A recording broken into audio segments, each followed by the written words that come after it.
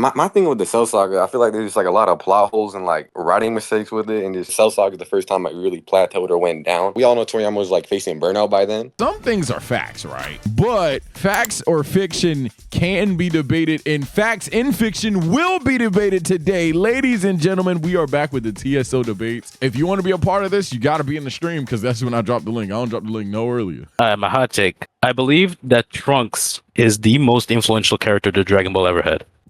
In terms of like verse. Now, hear me out on this one. No. Save your argument. Don't say another word. I guarantee somebody's going to disagree with that. Yo, okay, quick question. Do you think Trunks is the most influential character in Dragon Ball? Oh, no. Trunks is the most influential character in Dragon Ball history. We're going to let Will start it off because it's his hot take. You're going to explain your case. B-Man, you're going to explain why Trunks is not necessarily counterpointing him. You're going to say why he's not. Then I'll put a miscellaneous timer, probably 5 to 7 minutes. You guys debate, and then I'll pick the winner. Simple as that. No interrupting intros. All right, Will, why is Trunks the most influential character in Dragon Ball history? Point A. Trunks basically just touches down, humiliates the big bad of the previous arc, and then proceeds to drop the bombshell that, hey, future in a couple of years is going to go to shit, and just basically saves everyone from dying, first off, and saves Goku from dying without even fighting. So that's already a huge point that would alter timeline in ways that we have seen. We've seen how Trunks' timeline shows up. Yada yada, the whole stuff with Cell happens. The Z Fighters and yada yada, they go on to live their lives. The main timeline Z Fighters are only alive because of him. Without him, we just stop at like beginning of Cell Saga. Basically, when he goes back to the future, he just fixes everything up in his timeline, even though Goku Black appears later to mess things up. But so that's good, kind of, my argument kind of goes to shit because of that. But then again, when the Goku Black arc begins, his timeline is again put at risk, and he is the reason that a whole entire timeline is fucking erased. Okay. If that's not influenced, I don't know what it is. Okay. I know that Goku's like influences a lot of people, and I honestly, Goku's a better character than Trunks in my opinion anyways, so I'm not downplaying Goku's achievements. I'm just saying that Trunks has more impact in the verse itself. Trunks has more impact in the verse itself. All right, B-Man, your opening point. Why is Trunks not the most influential one? And if not, who is better? So I don't think Trunks is the most influential one. He would be, what I'm hearing is like, he gets the plot going. Like he'll start off the plot, but then once the plot gets going, he kind of just goes into the background. He doesn't become like, he's not at the forefront anymore.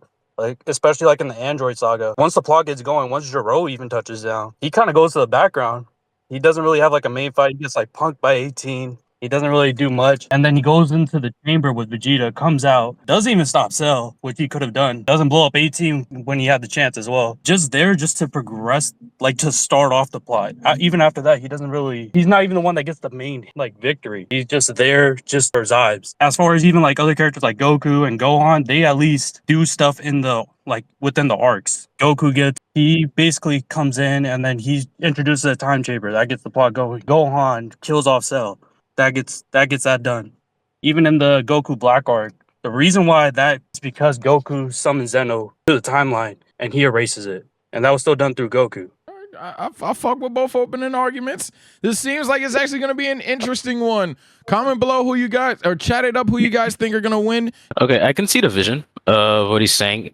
Definitely a lot of other characters besides Trunks do a lot of more significant stuff within the story. Don't get me wrong, I can see that. But the thing is, from Cell Saga onwards, a lot of things that even like you can debate the Goku rediscovers a time chamber and they use it.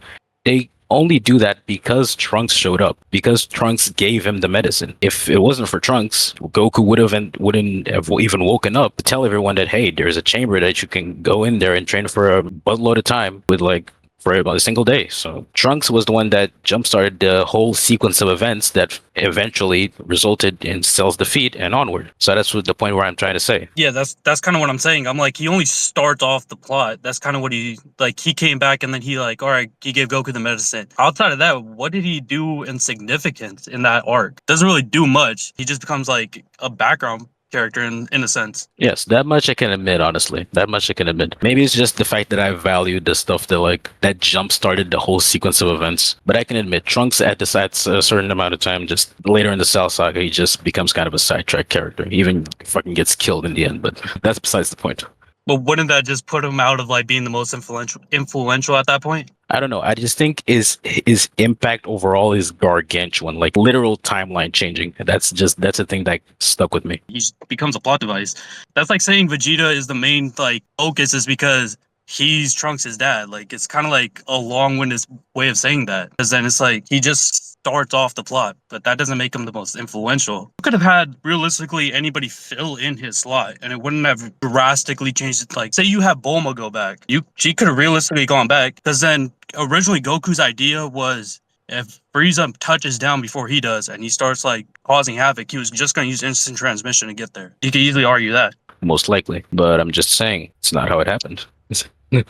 But yeah, that's my main point. He wouldn't be the most influential. He comes down to just being he's there. It seems like B-Man is heavy on essentially Trunks is just a plot device or whatever. And it seems like Will is heavy on the fact, well, hey, gang, well, he's the guy that's at the forefront of it, regardless of who else could have mirrored what he did. At that point, B-Man, who would you say is more influential, like 100% more influential than Trunks? 100% would be like someone like Goku. He's the one that kicks it off originally. He's the main reason like things happen. He's the main reason why things go the way they go, and then everyone relies on his actions. Yo, Will, can you explain how Trunks is over Goku? This is actually pretty close to me, honestly. I was about to say, before I came here, I was about to like go either Goku or Trunks, but then I just stuck with Trunks. And then again, I mentioned earlier, Goku has a gargantuan like effect on more people than the verse itself, I would say. Yes, he was kind of the main thing that brought Zeno to at the end of future Trunks' timeline. But then again, Zamasu wouldn't even mess with Trunks' timeline to begin with if Trunks didn't meddle with time in the first place. Kind of all rounds back to him. If Trunks didn't do what he did,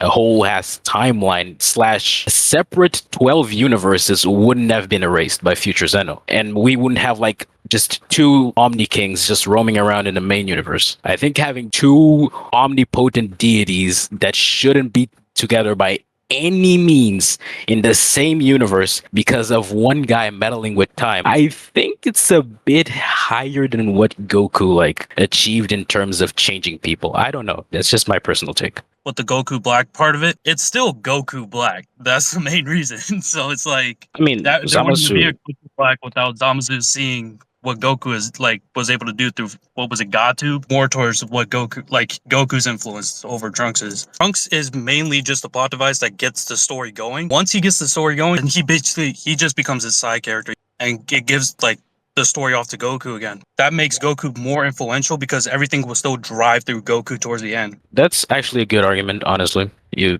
kind of got me there, but the thing is, I don't think we can really dive into that much because at the end of the day, Trunks isn't the main character of Dragon Ball. Goku is. Of course, Trunks is not going to be always at the forefront of what he causes.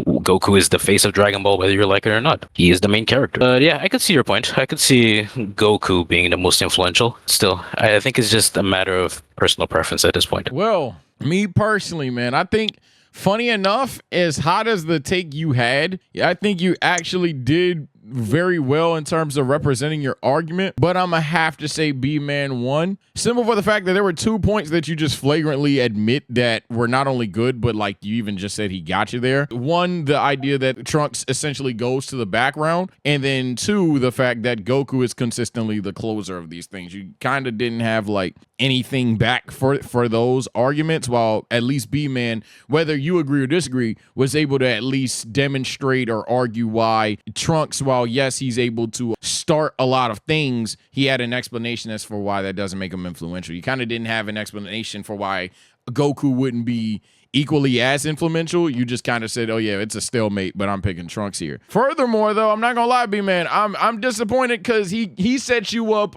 on a crazy platter and respectfully, Will, shit on the argument. Dog, if you had went down the Bulma rabbit hole, you would have fucked him. Pause if needed. I ain't gonna lie, dog. I'm listening to everything Will's saying. He's talking about going back in time, meddling with time. He's talking about past timeline and current timeline influence. If you had just went down the Bulma rabbit hole. He talked about gods in 2 timelines. Bulma is literally the reason Whis is even cool with them niggas.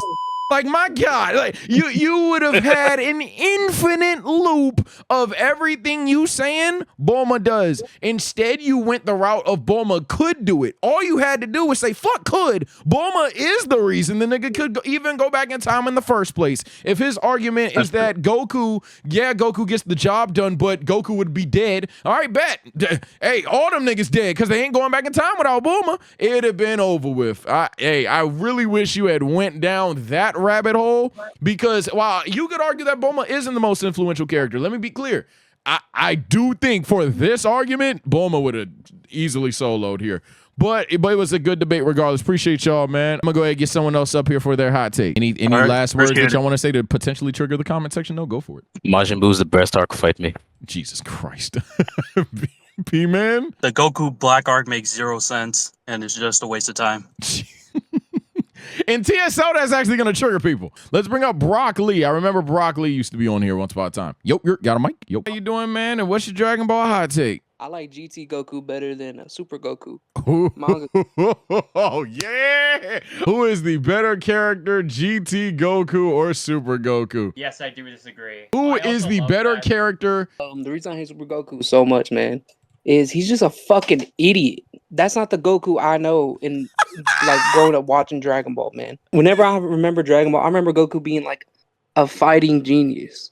You know what I'm saying? Super Goku throughout the entire thing has just constantly been putting his fucking friends, family, fucking universe in danger, and it's literally all his fault just because he wants to fight strong people. Like, that's not the Goku I know. The Goku I know loves all his friends very deeply, and in GT, you can see that he fucking goes all the way across the universe to fucking save the universe. That, and whenever the baby arc comes and he like all his friends, family, and then the scene with Pan, I fucking hate Pan, but that scene with Pan where he recognizes her as a great ape, I fuck with that. All right, Big L, why do you think that Super Goku is better than GT Goku?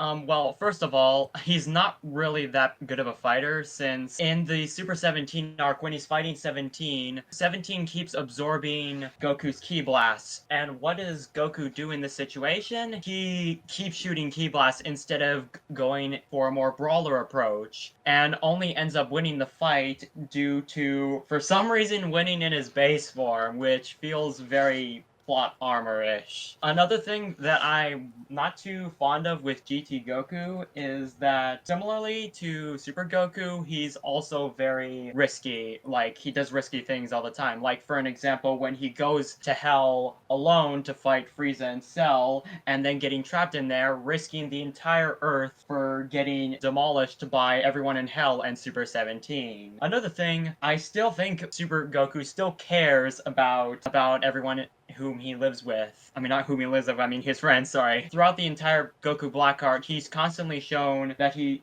genuinely cares, and even gets enraged by Zamasu and Goku Black for killing his family. And even though he lost that fight, you can still see that he genuinely cares about his family. And he even shows lots of resourcefulness while he fights, like, for an example, the Destructo Disc technique combo that he used against Jiren, the time where he absolutely surfed Kefla's attack, the time where Goku in the manga uses Beerus' Hakai to destroy Zamasu. We have both your opening arguments. Floor is y'all's, man. Go back and forth whenever y'all want. See, I see what you're saying a lot, but I feel like a lot of it wasn't really Goku being Goku in those moments. I feel like it was just used as like plot to push Goku to become the hero of the story. Only in those scenes do you ever see Goku like actually giving a fuck about, you know, what happens to his family and shit. GT Goku, on the other hand, he's always just, I think it starts out with them like all hanging out as like a, you know, as like a family. You know what I'm saying? You don't really get much scenes of that in Super. I do somewhat agree with that. There is still lots of family scenes and friend scenes with Goku, especially in the anime. Since there isn't necessarily a canon quote-unquote filler, technically, since the manga and the anime are kind of separate. For Goku, he generally shows that he cares for his family. It's just that in Super, it's a lot more lighthearted, and he's shown to be a lot more naive. He still cares about his family and all that. He's just a lot more naive, and I can probably, and I can definitely say the same for GT Goku, being that he's also equally naive. No, I wouldn't say he's equally as naive at all.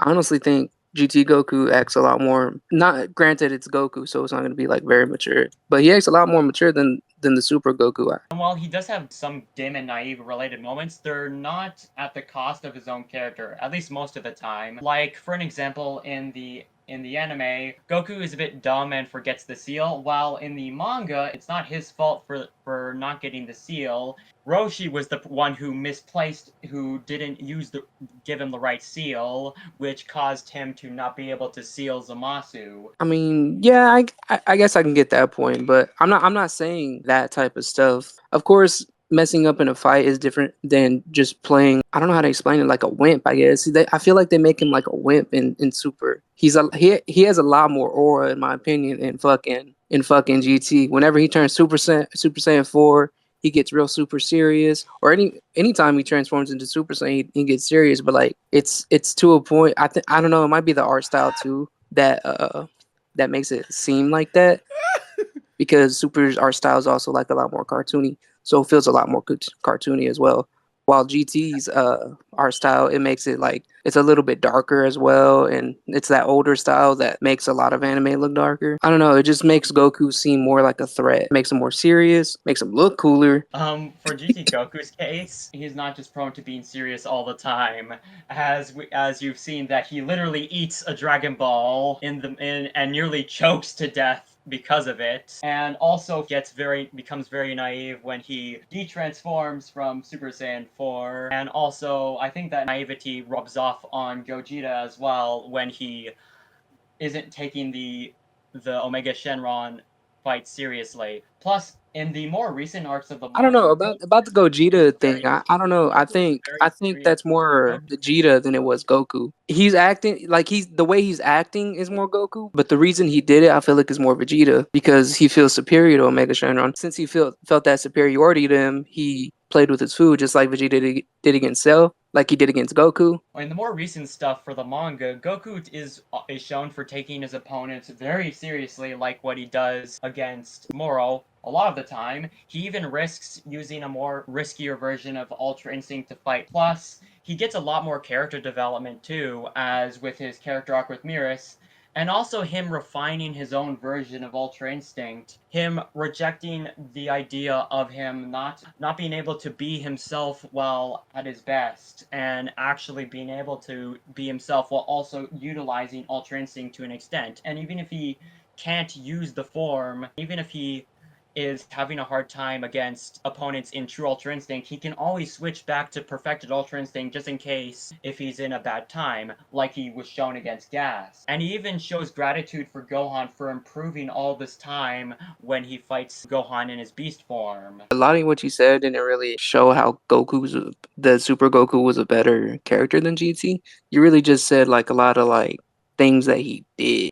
Goku, he has a lot more heartfelt moments in GT, in my opinion. Well, GT we gotta close. We can't open up that topic as well. So Big L, and you can factor that in your closing argument though, Broccoli. Go for it. But Big L, you can close out here. Why do you think Super Goku is the better character? And then Broccoli, you can close out there. And you want to add that part to your point, feel free. I find Super Goku a lot more creative with his battling skills and a lot more refined as a character, whereas GT Goku is rather a bit bland except for a few occasions, while Super Goku for the most part gets his own character arcs and still influences those around him to a greater extent, like Broly and Vegeta and Granola, and he's even been shown not to want to fight in occasions where he knows that the opponent isn't in the right mindset or knows that the situation doesn't call for fighting and it should instead be resolved peacefully. And lastly, I just find Super Goku a lot more goofy in like a good way. Broccoli, why do you think GT Goku is the superior version? Superior is crazy, but just gotta say it as is, man. so I think GT Goku is way better character than Super, because fucking he just has a lot more more screen time, a lot more like screen time with his family and his friends in this one, in my opinion. You can see like a different side of Goku that we really never saw before, especially with, the fact that Pan is his granddaughter and Trunks is his rival's only son. I feel like it gives his battles, his moments in the show a lot more meaning behind him than it would him helping Broly not be a social outcast, I guess. I don't know. GT Goku's moments and character is just a lot more complex. That, and he looks badass too. Well, I do have my decision here. Closing arguments didn't really change it here. By the way, for disclaimer here, obviously this is one of the more subjective arguments to be had in the community. We're literally arguing which character is better. However, my determinant for who wins this argument was, one, who argued their side better, and then two, depending where the conversation went towards, who had a better case study for said conversation. You guys talked about family. You guys talked about literal aura. You guys talked about serious moments and things like that. And consistently throughout this debate, I have to say Big L won. The reason why is because for the most part, Big L was able to provide explicit examples, whether it's asking for what you desired, or if you had something against Super Goku, he would bring up, okay, but GT Goku did this. While for the most part, I will say Broccoli was able to guide the conversation better. Big L was able to actually respond to several things, in my opinion, a lot more clear cut than Broccoli did. I just think at the end of the day, Big L had a more constructive argument there, but hey, comment section, who do you actually agree with? That's neither, that has none of my motherfucking business. And who do I agree with? That's none of your business either. And before y'all go, any random one-off take that y'all want to piss people off with? One Piece to go. Set the topic, please be a good one, because if it's ass, hate to disappoint you. Ultra Ego is a major recession for Vegeta's character. Okay, that's going to be very debatable. All right, well, here we go. Blue Dude, start us off. Opening segments. We're going to speed these rounds up just so more people get a chance to debate. So, Blue Dude, why is Ultra Ego major regression for Vegeta's character? All right. If you look at Vegeta's character arc through Z and through even some of Super, when you look at like Moro stuff, I know they don't focus a lot in the Super, but like slowly he becomes regretful for his past as a Saiyan and like becomes more accepting of these human qualities, like having a family and just enjoying life. Like you see him when Bola gets born and like how he's acting around there. And I feel like Ultra Ego kind of steps back in a lot of those negative tendencies of being a Saiyan or being like an evil Saiyan that are bad, instead of just taking pride in being a Saiyan, which I think was what they were going for. I just think they went too far and made him regress with those bad tendencies of when he was more evil than now. About right on time. X, I don't see your full name here. Why do you think Ultra Ego is character progression for Vegeta, or at least not regression? Don't think it's progression, but I don't think it's regression. That's fine. When you think about how Vegeta was acting in the granola arc, you also have to understand he's teaching a kid a lesson who's thinking wrong. Second of all, he wasn't fighting to protect anything. He was just fighting to fight because Granola asked for the fight. Third of all, it's not really regression, because if you think about it, Vegeta was never stated to be a good guy. He's always stated that he's not a good guy. So he's never been confirmed to be this hero to always do good things. He's always wanted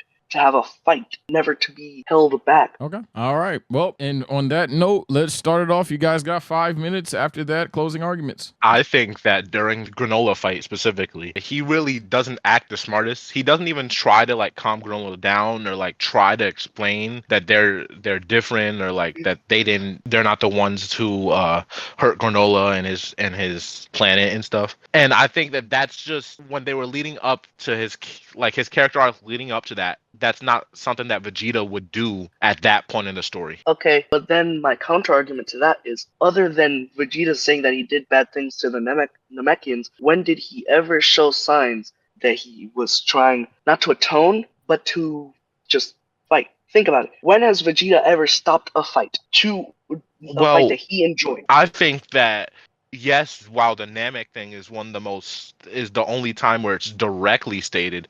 I think a lot of the times, like through context clues, we could use like through Z, he starts like wearing less of his Saiyan armor and starts wearing more of the human clothes. And like, and not Granola, Moro, he takes time to learn some of the techniques from the Yard Rats and gets actually asked for help, which is something that we know Vegeta would never do in the past.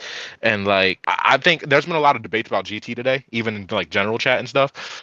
In GT, I think they got Vegeta's characterization really well of how he became a proud human and a proud Saiyan, but he never let being a proud Saiyan like stop him from loving his family and caring about the earth and people. And I think that's one of the things that GT did great and what I thought that Super was going to lead to, but it seems like they took a whole left turn at the Granola arc when he used Ultra Ego. That is true, but then there's also the fact of during the fight with Granola, he literally said he has nothing to protect, he has nothing to care about, so why would he hold back? Why would he stop and try to reason with Granola when he already sees that his resolve is what Granola believes to be clear? He just wants the essence of the fight. He wouldn't want to think about stopping the fight. With somebody like Moreau, he was pure evil. That's why he tried to actually kill him. Granola, he was just using his power. He was fighting, not to kill, but to fight.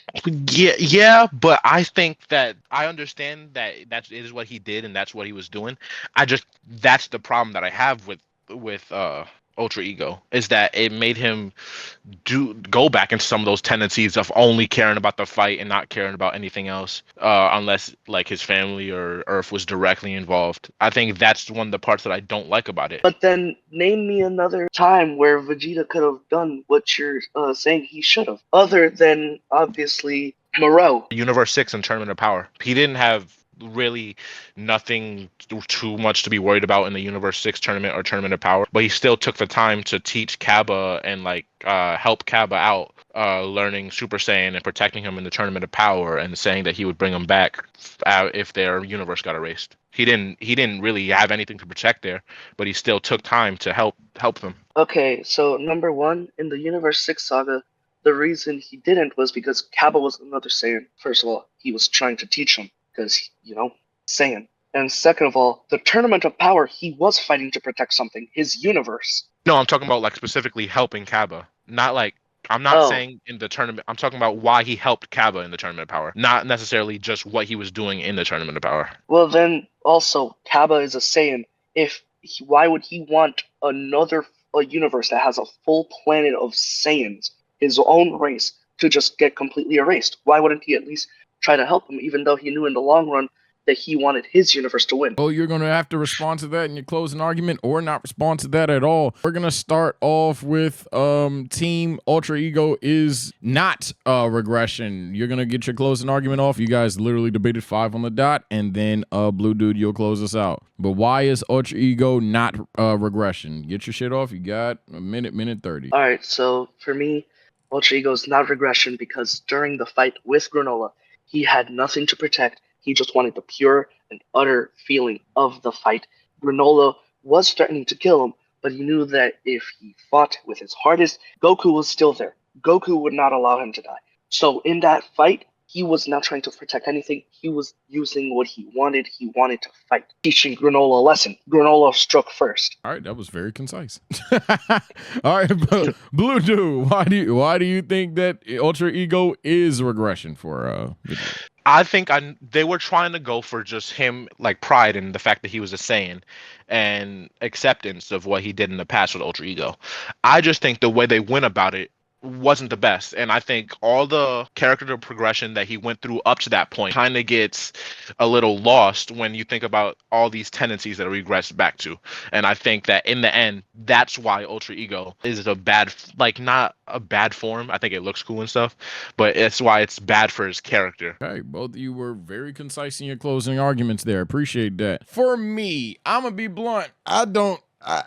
Both your arguments definitely respectfully have some flaws to them. I'm not gonna say hypocrisy was in there, but both were kind of flawed. But ultimately, if I had to pick someone that won this debate, let me be very clear, I do not agree with this at all, but I would actually say Blue Dude won the argument only because I think at the end of the day, when it came down to it, Blue Dude, at least, whether I agree with the overall sentiment or not, he at least had points in regards to things that have drastically changed about Vegeta's character prior to Ultra Ego and things like that. In terms of like, once Ultra Ego happens, Vegeta starts moving different. For me at least, and maybe I'm misremembering the argument here, but I don't see your full name, but X didn't really explain any of like the shifts or like how, like X would ask for a moment. And then Blue Dude would give said moment happening again and again and again. But for the most part, X didn't really explain how like, nah, this has consistently been Vegeta the entire time per se. And then when he tried to, Blue Dude would shut it down. So I just think ultimately that was a major movement for who I believed was winning the debate here. But let me be very clear. I definitely don't think Ultra Ego is regression. I think for the most part, it's handled rather well more than it isn't. But that's just me. Any final last straw triggering takes for my community because they care about everything. The GT Glazers need to stop. They really need to stop. Oh my god. Yep. All right. And X, anything you want to say? Goten is the best character in Dragon Ball. Get out. All right. And what the fuck is your hot take? Tien's greatest character ever. No. My friend J-Man here thinks Tien is the greatest Dragon Ball character of all time. Okay. That nigga trolling, bro. That's not. No, you trolling. Hold on. No. You don't fit No. Tien? All right. I'm going to need to see how the hell this goes down. J-Man, why do you believe that Tien Shinhan is the best Dragon Ball character of all time? I cannot believe we're doing this. You see, not only Tien, I think is the greatest Dragon Ball character of all time. I think he's just the greatest character in anime, period, if I'm being honest. Right? It's just very, I'm just sick and tired of disrespect. You know, everybody's saying the strongest human Krillin, Goku this, Vegeta that. What about Videl? Nigga, what about Tien? Oh my god. Right what about Tien? My ball savior. Open your third eye, because that's what he has, nigga. Respect the GOAT, nigga. Come on, man. Look, I'm just saying OG Dragon Ball, my boy Tien was there, you know what I'm saying? He gave that nigga Goku the way of life, nigga. It really showed that nigga, like, you know what? Bro got it. Type shit, man. Tien is life. Tien is love. Tien is what the ground moves on right now, yo. Did you just... And you can't tell me that otherwise. You might think yourself like, this nigga trolling, this nigga crazy. Look at my profile pic right now of Sage being bald. You know what's my shit? Shit hard, nigga. You made a bald edit of me, not to interfere in the debate, but just for clarification. You made a bald edit of me. He's not bald. He's not even bald, though. He's got like a little bit of hair. Hold on. A bald edit of me in inspiration of Tien Shinhan. Yes. And on that note... Yeah, man. Oh my god. CT, take the floor. Please do not lose to this nigga somehow. If we want to take it on a serious note, Tien did all he could do in his time in the story. He had his arc in original Dragon Ball, and he has his moments here and there. I'd say up to about the Saiyan Saga, and then maybe Cell Saga. That's like a one-off thing though with the Tri-Beam. He really fulfills all he can, and then compared to all the other side characters like Krillin, like Piccolo, they just have more going on. So in terms of being a better side character, he has won that debate. We're not even gonna like address the idea of him being better than Goku and Vegeta. I don't think that takes any amount of clarification to know that these characters are better than Tien. Anime, that's like, come on now. We're not even going to discuss that either. But in terms of side characters, let alone like the rest of the series, I'm not feeling it. Tien is definitely cool. I'm gonna make this a more intriguing argument. I'm gonna give J-Man a bit easier of a cushion to get a chance of a win here. So you're not even gonna argue that Tien, like, well, J-Man would argue anybody in anime. So let me not say that. Yes, I would. But you're saying he's not even the best side character in Dragon Ball. Yes, that's what I'm saying. So outside of Vegeta, name another side character. I'm gonna say Gohan, Piccolo. If we talking humans, they don't want to hear it. I'm gonna say Krillin. Oh, perfect. God. And that's perfect. We're going to make this exclusively, if you can, CT, we're going to make this exclusively a good old Krillin versus Tien. I'm not just saying no business. I'm not just saying no business. All right, perfect, man. All right, so you guys can go back and forth. You already had your opening statements, essentially, but we're going to change the argument just to make it a little bit fairer for J-Man, because he's obviously cooked regardless if it's all anime. Because nobody's favorite character is going to win all anime, no matter what niggas believe. Yeah, At the end of the that's too day, subjective. yeah, at the end of the day, Krillin versus Tien, a battle against time, bald on bald violence. Here we go. Floor is yours. Recess for 5 minutes. Let me just say this right now. I can't believe we're doing this right now. Y'all just said that short freaking dwarf to my goat. I am appalled right now. This is crazy. Look, listen. I can respect on it. You know what I'm saying? I got nothing Is against. dwarfism your argument, son? But we talking about Tien. Tien has shit on, man. Okay, let's talk about Krillin, man. I think Krillin is a very underrated character in my thing. You know what I'm saying? I think he's, he's a how you shit. What is good about Krillin? Okay, no, listen. I think Krillin has had Krillin is part of some of the more impactful moments in Dragon Ball. Something that like Tien really you can't say for Tien past the 22nd Budokai, maybe the 23rd Budokai. Krillin is kind of like that side character, you know what I'm saying? It's like I don't wanna shit on Tien, but like past I think like his last I think really impactful moment was in the Cell Saga. And even then you're picking and choosing at moments when Krillin, like you could pick and choose his moments too. But at the end of the day, his moments I think go a longer way. And I think he overall just has like a lot more time for spotlight and it's more enjoyable screen time. If we want to go by certain things for real. Tien, Tien the GOAT, but you're not better than Krillin. What the fuck are these profile pics? Go on, man. I'm sorry. Okay, wait. Okay, gun to your head. Name me 5 insane Tien moments. Oh shit. Obviously the one against Cell, Tico home. Chasu blowing himself up and name of Tien. That's a Chasu moment. Listen, hear me out. That's a Chasu. Launch. Hold on, let me cook number 3 launch. That just right there launches. Nigga, what? Oh no. Number 4. I ain't gonna lie. Look at him. Just straight look at him. You're fucking all right, I'm done. Effective immediately. TK, no, ringing the goddamn bell. Gun to your head. He could not name 5 Tien moments. Oh, TKO. This is crazy. Thank you for dunking on this. Hold on. Photoshopping fraud. Go ahead, CT. I'm a double down. 5 Krillin moments. Okay, we got Krillin versus Goku. We got Krillin standing up to second form Frieza. We got Krillin standing up to Dodoria. We got I know it's a little sounded like a filler arc, but I think it was still impactful. His little mini arc in Super before the Tournament of Power, when he's telling Goku, he's like, I'm not like you. I have fears. And then, he tries to get over those fears. Okay. And then fuck it. I'm a troll a little bit. His death in the fucking Frieza saga. I think that was that was the lead up to one of the best moments in all of fiction. So I think it can certify itself as a W moment. He ain't not doing shit like Big Krill. Whether you like or hate the moments, he named 5, man. This guy keeps photoshopping me on wrestlers. You know what? CT, well, thank you for stomping on this photoshopping fraud. No problem, man. Do you have a photo? Do you have a hot take to trigger the community before you dip? General take or just Dragon Ball? It could be anything as long as it ain't a spoiler. Drake and Kendrick both lost the beef, man. Oh my God. Get out. Get the fuck. Get out.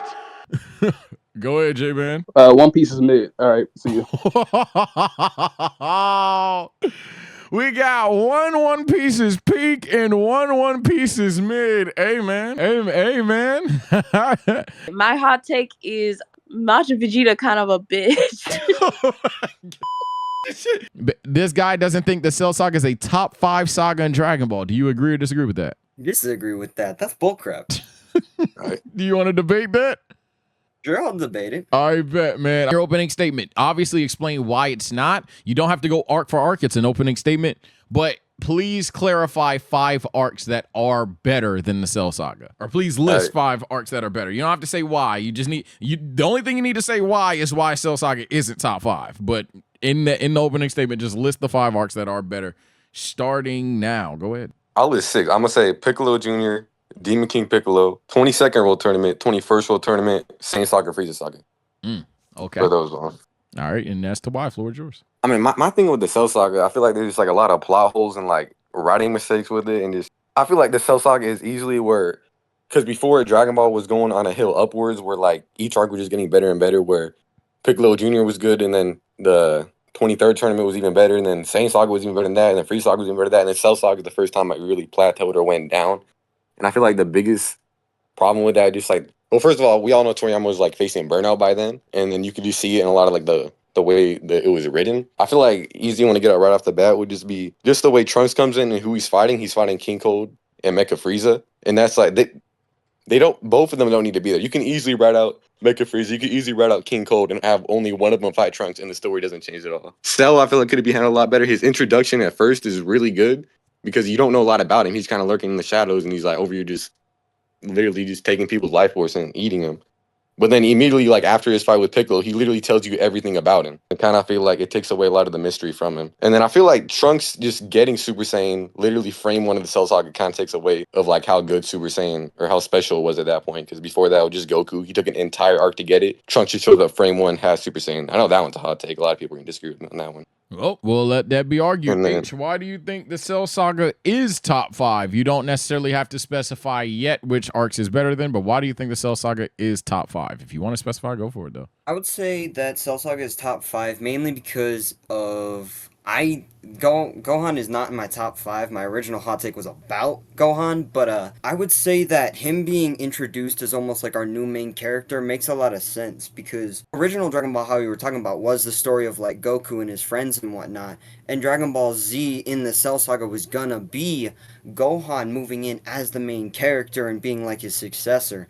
And I would say that actually, I agree with you with Trunks having Super Saiyan from the start. I don't necessarily think he should have. I think he should have been strong enough to fight Frieza, and him being a Saiyan being almost like a kind of like a surprise. Be like, oh shoot, this guy's a Saiyan? Why? But him being a Super Saiyan automatically is like, oh, we know he's a Saiyan now. And that would furthermore make it more of an impact when we figure out that it is that his dad's Vegeta. But I would say it's top 5 because of the character development. And we get to see so much of side characters in it, with like Tien's big moment of stop and sell. Of like, okay, you, 18, get out of here. I'm gonna stop him right now. And I love how TFS phrases it. Stay here and die or leave. I don't care. I love that. But like all of these mini characters having a moment, and then Krillin finally having, he's getting a girl. He's going to pull a baddie like Android 18. But him choosing to spare, granted, a mistake. He absolutely should have pressed that button. But him having of like almost a compassionate moment of like, I don't think I should do this. And having a like moral conflict is awesome. And with the whole like mysterious part, I can see why you would want it to be like having more mysterious from like us not knowing what Cell is or who he is, and then him having explaining it, or like who Trunks is and having both of those things be a mystery. But this ain't a mystery show. With all due respect, this ain't Sherlock Holmes. This isn't supposed to be a mystery for us to try and figure out, or the main characters try and figure out. This is Dragon Ball Z. Already by the Cell Saga, this is established. We punching people in the face, and it's a fight for the world. So it's like, granted, that can be a bit of a mistake there, but like, absolutely, I don't think it's about that. And then, man, the fights are just awesome. And the key moments in there with like the impact of it, Gohan going Super Saiyan 2 and having the monster, like the hero dragged out of the cave to fight the monster. He doesn't want to be like his dad and fight, but he is dragged out. It's such a powerful moment, and I love it. Okay, well, floor is yours, man. Let's have recess here for about 4 minutes. Why do you... Go back and forth. Floor is yours. All I wanted to touch on was like the reason I was talking about the Cell mystery was because like it literally didn't need to be delivered that way. Cell tells us literally everything about his backstory for no reason. Because a few episodes later, a few chapters later, however you want to look at it, Trunks and Krillin literally go to the laboratory where they have all the blueprints for how Cell was made and everything like that. They go to Dr. Rose's like secret underground lab, right? So it could have been way easier to deliver that way in a more natural way rather than just have Cell just outright tell us everything about him for no reason. And then like another thing, you talked about it yourself, how like Krillin and Vegeta and all of them made mistakes. And that's almost another like problem I have with the saga is like this saga could have ended so many times and it just didn't. Just because like the saga wasn't at its climax yet. But like, really, the heroes could have beat Cell. They could have beat the androids like a million times. But the story had to keep going because it had it. Like I said, it had to reach its climax yet. And then I actually do like Gohan's development on this one. And then this is honestly my favorite portrayal of Goku in the Cell Saga, or is my favorite portrayal of Goku. Period is in the Cell Saga. I think this is like he's the most mature. He's like super smart in the saga and everything. So I actually really like Cell in the saga. And then I don't agree with the thing you said about base Trunks should have beat Frieza. My problem is that not the fact that like he's Super Saiyan he beats him. Well, I mean that is it, but it's not like I don't know where. Hold on, let me think. I get what you mean. That it maybe shouldn't have been. No, based okay. My thing, if it was base Trunks that beat Frieza, that would have been even more stupid because that doesn't make any sense. Because it took a Super Saiyan Goku to beat Frieza, and now you're just having this random Saiyan in base beating him. That would have been even worse in my opinion. I So can see that point. I get that why he is Super Saiyan, but I'm saying it takes away from what it makes Super Saiyan special. So it makes sense in the story, but I feel like it takes away a lot from what Super Saiyan is. And then you talk about the Tien moment and how like a lot of other characters have moments in the show or in this saga. And I just find that funny because I've been wanting to say this for a while, but like Tien literally 22nd tournament up until this moment, he literally does nothing. He doesn't do anything in 23rd tournament. He just gets stomped. Piccolo Jr., he just gets like offed by a lackey of Piccolo Jr. It's kind of like, or offed by a lackey of Piccolo, kind of unceremoniously. And then Saiyan Saga, he dies. Cell Saga, he has this moment. Boo Saga, he doesn't do anything. Like literally, Tien doesn't do anything in Z except for this one moment. That's fair, but that's kind of why I feel like Cell Saga is one of the best sagas because it does give those characters those kind of moments, like what you said. Like besides this one, it doesn't really give characters like Tien and Krillin their moment, but in the Cell Saga, it does. It does. And then, oh man, what was one of your original points? Or like a comeback point? The one about the one about Cell and it's like a mystery. What are you talking about? Oh yeah, the Cell one. That one I actually kind of agree with. I'm gonna give you that one. Like they do go to the lab and whatnot, and that could have been the moment where they figure out about Cell. But I think it's a powerful moment to up like Piccolo. Piccolo's really smart, and it shows his intelligence. It gives a moment. Well, okay, no. It has nothing to do with Piccolo. Literally, Piccolo at the start of the fight, he's all like, "What are you? What are you doing?" And like what's going on here? And Cell's like, "I'm not gonna tell you because you're about to die." And then at the end of the fight, Piccolo asks it again. He's like, and Cell says directly to him, "You know what? Since you're gonna die, I might as well tell you." It's the stupidest thing ever, bro. It literally just like Toriyama just changing his mind in the like at the end of the fight just cause. So it has nothing to do with Piccolo being smart. He literally just asked the same question twice, and Cell just decided to answer the second time. I'm gonna chime in here just to make sure like he's not hoed because the initial argument is essentially the Cell Saga not being top 5. So can we have a discussion in regards to like whatever saga that you think between his 5 that you think the Cell Saga is clearly better than? What was your 5 again? You said the 21st Budokai, the 23rd, 21st, 22nd, Saiyan, Frieza, and then Piccolo Jr. Those ones. So essentially all 3 Budokais, because 23rd Piccolo Jr. Demon King. Yeah, so essentially, essentially all 3 Budokais, Saiyan Saga, and Namek are better than Cell Saga. Okay, yeah. So can we get like a discussion around that? Which arc do you think the Cell Saga is better than? So I'm gonna be brutally honest and put myself on blast here. I have not seen those Budokais. I've started original Dragon Ball, but I haven't seen them. I've heard they're good. So I'll focus on Namek Saga or Saiyan Saga, and I'll let you pick which one. Because I think the Cell Saga is better than both. Saiyan Saga, what? Oh my god. I bet. So with Saiyan Saga, I feel like the biggest problem with it is, damn, maybe I shouldn't let you pick. I'm thinking about it now. Saiyan Saga's what? Yeah, I thought Saiyan Saga would be easier. Not to give advice here, but yeah, letting him pick was a bold move. Yeah, that's kind of dumb on my part. My bad. I don't think he argues his way out of this by virtue, if you don't want to argue Saiyan Saga by virtue, you'd have to argue Namek because if you haven't seen the original Dragon Ball, argue Namek. You're gonna have to argue Namek. So Namek Saga, good old Namek Saga versus Cell Saga, which is better argument. That here we go. I would say that Cell Saga is better, mainly because with that one, we get a ton of like just nothing characters in the Namek Saga. It's where it's like we get the Ginyu Force, which is there only periodically. It's like, you know, you were talking about how like Toriyama is just putting in with the mistakes so that we continue the story. That's pretty much what we were doing in the Namek Saga. Like, we need characters that are super strong, but not Frieza yet. So let's do the Ginyu Force. And then with the two people Chat under stupid talking about he Frieza, really is a BB Dodoria fan. and the other dude, with them and Frieza chasing them down and whatnot. I feel like those are kind of putting them in there. But then Nah, mainly, I don't agree with that. Like Zarvan and Dodoria had like good enough stakes in the story to where I wouldn't call them like just nothing characters. Especially the Ginyu Force is super memorable. I wouldn't say that at all. they may be Like the memorable. but I weakest feel one you like could they're say just is like Kui, but even then I like his little interactions with Vegeta, so I won't even say that. Kui? Oh man, I'm forgetting the names. Oh no, that's the one he just blows up. Yeah, the Yeah, dirty no, firework guy. that one was just a quick moment, so it wasn't trying to like add to the story for length reasons. But with the Ginyu Force, it's definitely there, to where it's like they come out of pretty much nowhere because he needs the scouters, and because of Vegeta, so now they're there and now they're super strong. Like this sudden elite force is there. With the Cell Saga, we get a progression that kind of makes sense. So I feel like that's there.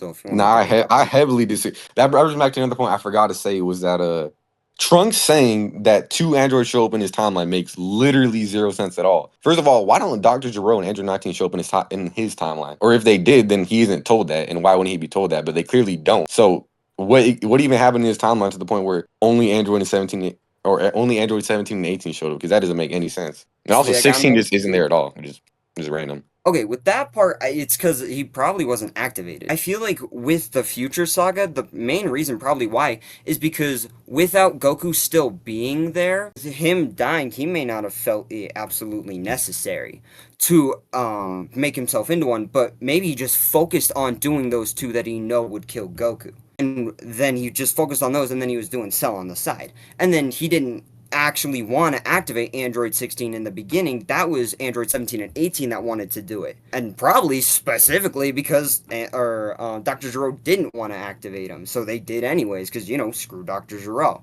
So like that's probably why they wanted Android 16. I think it's more of a case where just like Akira Toriyama, like obviously his editor didn't like Android 19 and like the clown one. So you just like, you know what, we're just gonna say, oh, Trunks was talking about two different androids. So now like, we had to scrap these guys and get the new androids in here. I think that's more of why that happened, honestly. Because even in universe, we don't really get a good explanation of why Trunks says two, but there's like just quite clearly more than two. Yeah, I would agree with you on that point. Yeah. Okay, well that seems like a good time to go to closing arguments here. All right, we're gonna start off with H because he went second last time. Why do you think the Cell Saga is top 5? I would say Cell Saga is in top 5 and is above Namek Saga. And my biggest point for it is the impactful moments. I would say that Gohan's moment of finally being surpassed by his father, and his father being the one who actually believed in him, and everyone else saying, Goku, go back in there. Gohan isn't ready. And his dad being the one, no, I know my son is ready.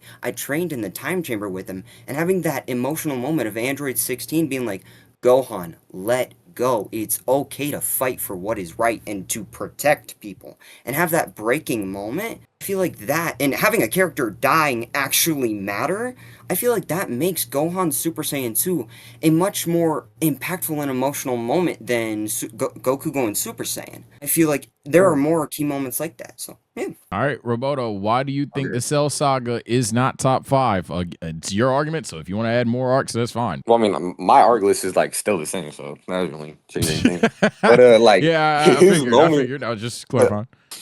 Yeah, but what he's talking about with the Android 16 moment with Gohan, that one's really interesting to me because for me, I've always thought, even as like a kid when I saw the scene, I'm like, why does Gohan care so much about Android 16? I get that it's more representative of what's happening to all of his friends and what's gonna happen, but it's like Android 16 is the most random character for this to happen to, like for him and Gohan to have this interaction. Like you could have done it to anybody, but why Android 16? And then like he's talking about going peak for peak or like great moments. Yeah, Gohan and Goku is a pretty good moment, but I'm always gonna bring up Vegeta like dying and then talking to Goku, and then obviously Super Saiyan transformation is just one of the best in like anime period.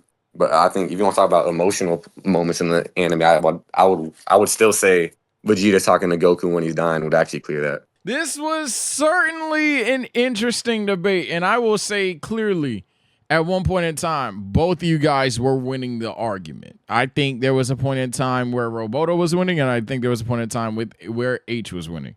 If I have to decide the overall victor, I can't believe I'm going to actually say it, but in terms of who won the debate, I'm actually going to favor Roboto here.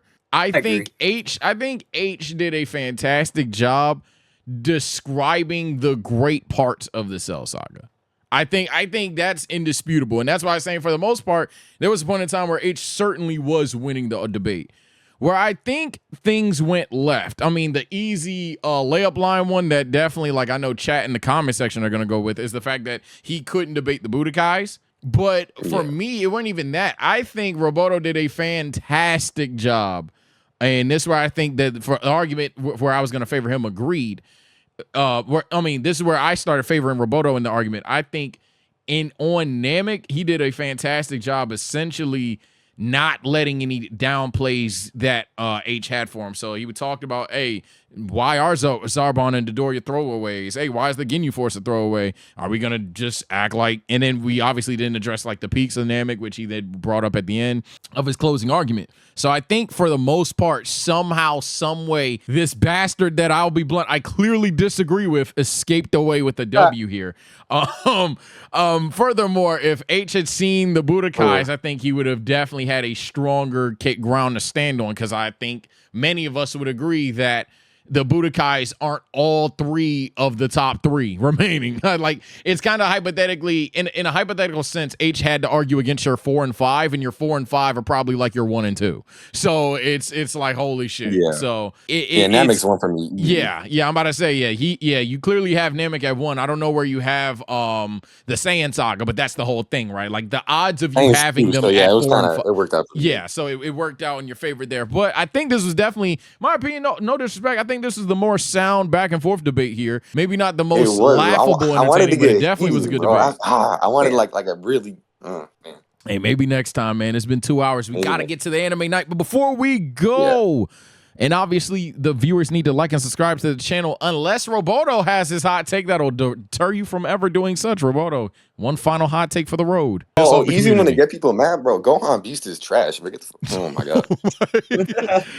H, you have any triggering hot take for the road? Nah, just thank you for letting me doing this. This was fun. Okay. Anytime, man. Anytime. Shout out to you, though. And shout out to the community, man. If you guys want more of these events, definitely follow up the Twitch. Anyway, take care, stay blessed. I'm going to see you all next time.